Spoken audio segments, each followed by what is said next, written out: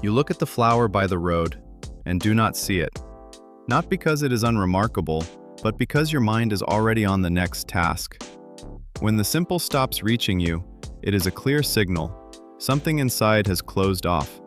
There is a quiet way to understand how tired you are. Not a test, not an analysis, not a conversation with yourself. Just go outside and look around. How alive does what you see seem? It sounds strange, but this is where the boundary between fatigue and losing oneself lies. By the end of the video, it will become clearer why the ability to notice the simple is not a triviality or romance, but the most honest answer to the question of where you are right now. And the main thing, what to do with it if you do not like the answer. Fatigue masquerades as busyness. You keep moving, accomplishing, responding, and from the outside, everything looks normal.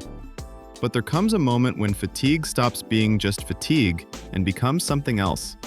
You cease to feel what once connected you. The music you loved passes by. A conversation that would have been interesting a year ago seems like background noise. The world continues to offer something alive. You just don't take it. This boundary is not always obvious from the inside.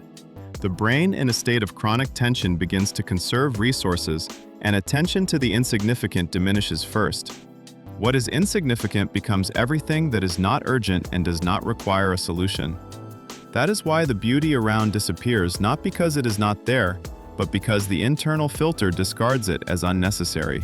The paradox is that it is precisely this unnecessary that kept you grounded. Not productivity, not control over circumstances, but the ability to pause for a second and feel that something alive is nearby. When this ability disappears, a person most often thinks they have broken. But the broken person does not notice the difference. The one who notices the loss is still here. So where does this boundary lie, and how can you understand which side of it you are on right now? The brain under pressure makes decisions that you don't notice. One of them is to gradually remove from the field of perception everything that does not require an immediate response. Leaves in the wind do not require. The color of the sky does not require. A flower by the road definitely does not require. They simply exist, and precisely because of this, they cease to exist for a person who has long been living in the only urgent mode. This is not a metaphor and not a poetic exaggeration. When attention works for a long time in threat or deadline mode, it literally learns to ignore signals that have no practical value. Beauty nearby does not disappear, it simply stops getting through this filter. And at some point, a person notices not the loss of beauty, but a strange emptiness. The world has become flat, familiar, not touching at all. They think they have broken, that they have burned out completely, that this is how it will be now. But there is something important here that this conclusion does not take into account. A person who has truly lost themselves completely does not register this emptiness. It does not occur to them to think that things used to be different. Those who feel the difference between earlier it was captivating and now it is not captivating still retain an internal point of reference. This is the signal worth hearing. Imagine a person who walks past a flower bed every day on their way to work. One day, they suddenly stop for a second, not because they decided to practice mindfulness, but simply because something flashed by. A certain color, a certain movement, and a thought arises in their head.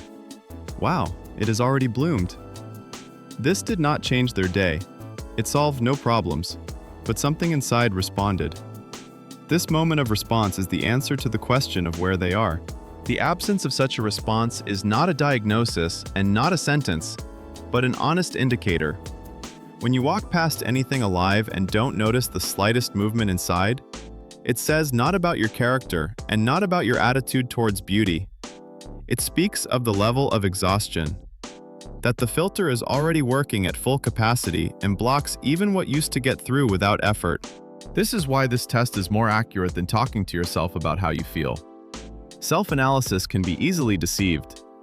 The habit of responding fine to the question, how are you, works automatically, inside you and outside. But the perception of the simple does not lend itself to the same automation. You either stopped for a split second by this berry bush, or you passed right through, without even registering the fact of its existence. There is no intermediate option here. Another angle to this story: people often confuse fatigue with indifference and start making conclusions not about their state, but about themselves. "I'm just not interested in anything anymore," turns into, "I've become a different person," and then into, "I guess I've never been capable of anything more." This is a chain built on false foundations. Indifference as a trait and perception in exhaustion mode are different things, although they may seem similar. In exhaustion mode, you haven't become different. You're simply spending your last reserves on what seems mandatory, and there is nothing left for the simple. If you go outside right now and stop for 30 seconds in front of something alive, a tree, grass by the curb, a bird on a wire, what will happen inside? You don't need to wait for delight. Delight has nothing to do with it. It is enough to notice. Is there anything at all? A small hook, a second of curiosity, a light, If there is, you haven't lost yourself. You are tired, and that's serious, but that's another conversation. If there is absolutely nothing, this is also an important answer, and it is better to receive it now than to keep moving, not understanding in what state you are. What to do with this answer, especially if it turned out to be uncomfortable? The most common mistake here is to start with fixing. A person receives an uncomfortable answer, realizes that they have stopped noticing the living, and immediately tries to fix it.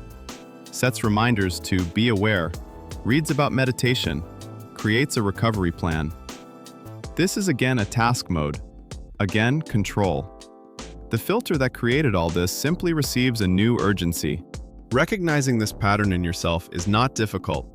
If after any realization, your first reaction is, "I need to do something," and a slight tension arises from the very fact that you are not living well enough, that is it. The body has already begun to solve what does not need to be solved. Try something different right now. Go out, or approach a window. Find something alive, a branch, grass, a cloud, a bird. Do not scrutinize, do not judge, do not wait for a response. Just acknowledge the fact. It exists nearby. That's it. There is no need to feel something special. The task is not to feel the beauty, but to allow your attention to go to a place where there is no urgency, without judging the result. This works not as a mindfulness practice, but as a small reset of priorities. The brain received a signal. There is a space where nothing is required. It is this signal that gradually reduces the intensity of the filter over time, not the disciplined observation of oneself. Today, during the day, there will be a moment of transition between meetings, after a call, before opening the next tab. That's when repeat the same thing, not as a ritual, but as a one-time thing. Look at something that simply exists nearby and do not demand a reaction from yourself. Then check in with yourself through 2 questions. Was there even a single moment when your attention really shifted away from the task? And did the desire to use it arise immediately, to photograph it, to write it down, to turn it into a result? The second question is more important than the first. The ability to notice the simple does not return from the decision to notice. It returns when you stop demanding immediate results from yourself and allow your attention to occasionally drift to where nothing needs to be resolved. It's not about rest in the usual sense. Rest also becomes a task if the evaluation mode doesn't turn off inside. It's about something else. The one moment in the day when the filter doesn't receive a new task and something alive manages to pass through it without permission. The next time you feel that very flatness, when the world seems to stop existing next to you, it's not a signal that something is broken again. It's a moment in which there is already a specific place for attention, not inward, not in the analysis of the state, but to where something simply grows, moves, or exists. A person who notices that they have stopped noticing has not yet lost their point of support. They simply haven't given it any load for a long time. If this video was helpful, subscribe to the channel. The next episodes are released regularly.